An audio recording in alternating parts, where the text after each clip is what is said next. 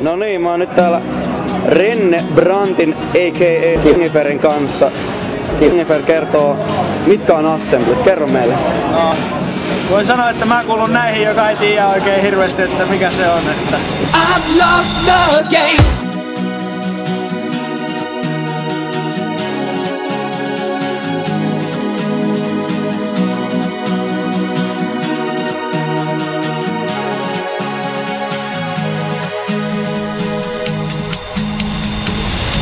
Lost the game. I failed in pain. I'm not an ordinary guy. You thought I'd won, yet you left me there alone.